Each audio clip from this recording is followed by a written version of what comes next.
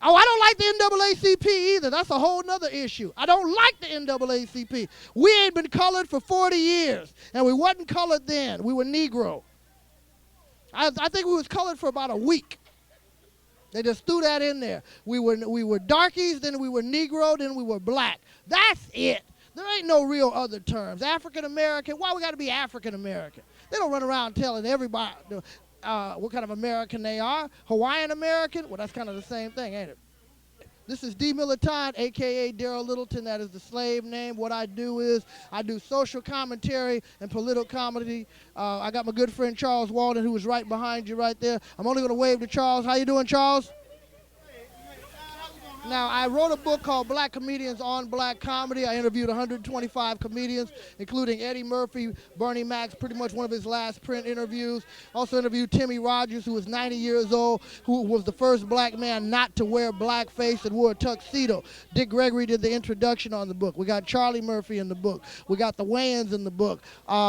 We've got so many acts, the Kings and Queens of Comedy, DL, Cedric, everybody's in there. Cat Williams is in there. Mike Epps is in there. So we got New Jack. We got old people. We got Kevin Hart. That's in the book. Now, the book was made to a documentary by Robert Townsend called Why We Laugh.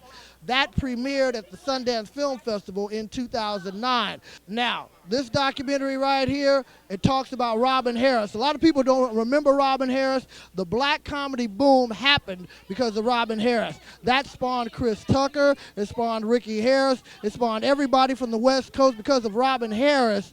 That's why the West Coast comedians got all the attention they did, and that's where the black comedy boom came from. Like I said, I don't like too much bullshit, and I don't like prejudice. I don't care where it comes from. Like, I don't understand why straight men don't like gay men. Fellas, do the goddamn math. These are our buddies. Here you got a guy not only willing to take himself out the game, leaving more women for everybody else, he takes another motherfucker with him. That is cool ass shit. I wrote a book about black comedy because I had been a comedian for about 15 years myself when I wrote the book. I had produced BET's Comic View for 3 seasons as an associate and a co-producer. I had written for comics on that show, D.L. Hughley, Cedric the Entertainer, Don D.C. Curry, Montana Taylor, and some more.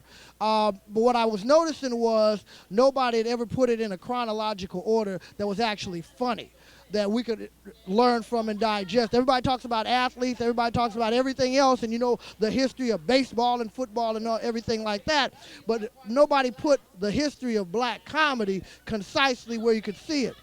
There was a time where it really wasn't necessary because you only had a few black comics of notoriety, and the line was long. Red Fox, Moms Mabley, Flip Wilson, Bill Cosby, people of that ilk. But once the comedy boom came, you had comics coming from everywhere. You had your Sinbads and your Mark Currys and your Jamie Foxxes. And these people needed to be recognized just like the old greats. Who are the influences of a lot of these comics? Because we have physical comics right now just like you had physical comics back then. You have intelligent comics. Like, I consider myself a disciple of Dick Gregory, of Paul Mooney, of people like that, even of Lenny Bruce, people who took a newspaper, read it, and then came out and told you what was really going on. And then you have physical comics. Some people like to call them clowns. I don't. I like to call them physical comics. You have people like Arnez J. and Steve Brown, people who jump around and do all kind of antics, just like you had physical comics like Mantan Moreland and Step and Fetch It back in the day. So that's what provoked me and motivated me to write the book. I didn't want those people to be lost, and I saw too many young comics that thought comedy started with Martin Lawrence and Def Jam. Martin will even tell you it didn't start with him. He knows where it came from, but he was part of the last generation because Martin started like right before I did. But most of the guys I've worked with, your Tony Roberts, your D.L. Hughley's, Lavelle Crawford, Bruce, Arnez J. All of these guys started in the late 80s, early 90s. Jamie Foxx. We all started around the same time. So as opposed to us just being like what people would call, the New Jack comics called the veterans, we're not. The veterans are people like Ronaldo Ray and John Witherspoon and Paul Mooney and Whoopi Goldberg. Those are the vets. Those are the OGs. We're just carrying the doggone banner. We're a link to a chain. So I did not want the younger comics to lose the fact that they didn't know where they came from and thought the middle was the beginning. So I'm not here to judge anybody's style of comedy, how they do their comedy. What I wanted young people, young comics in particular, and what I wanted the public as a whole to know as years go on and generations, if we don't chronicle this stuff now, it's going to get lost. You're not going to know who Moms Mabley is. You're not going to know who Mantan Moreland is, or Stephen Fetchard, or Willie Best. And all this stuff about, well, those guys were Uncle Toms and this, that, and the other, and they wore blackface and all that. Pigmeat Markham, he did this, and yeah, but you know what? Those were the times right then. 20 years from now, people are going to look back on the Def Jam and Comic View era and say, well, why were they doing that? And why were they falling all on the floor? And why were they talking loud? And every era has a period of adjustment. Just like blaxploitation movies, if they had let them be, those movies would have gotten better. You would have got to the level of Spike Lee and John Singleton. But if you're just starting off being filmmakers, it's going to be raw. It's not going to be refined. And you really actually want that rawness, because you want to know where the head of the artist is coming from. As the artist gets more polished, then his product will get more polished.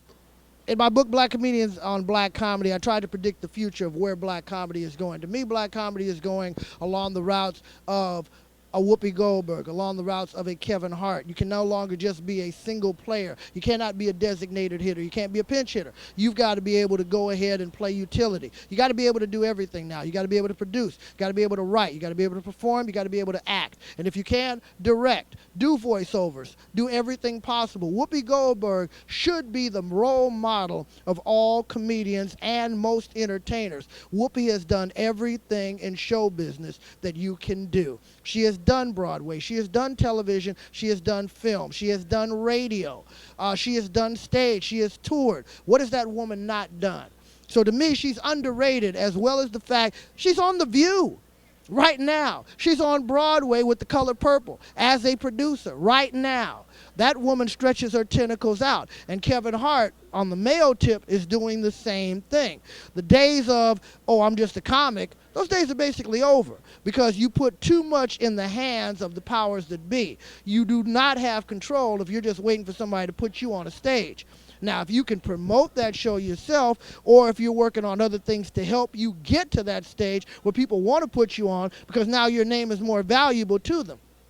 Is Kevin Hart the funniest comedian in the world? Probably not. Kevin will probably say he's not. But is he one of the most savvy comedians right now? I'd have to say yeah. Because he's funny. He's crossed that magic line of I'm funny enough where I can make a whole room of people laugh, or in a stadium, or an arena, or a concert hall. But you don't ever have to be the funniest person, because who is?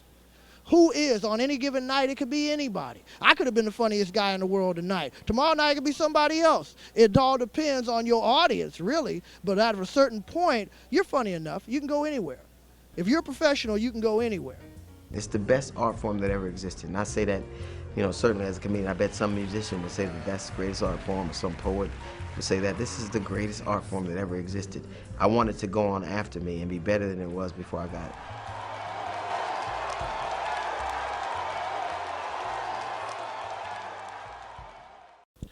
This is D. Militant, and you're watching Reelblack.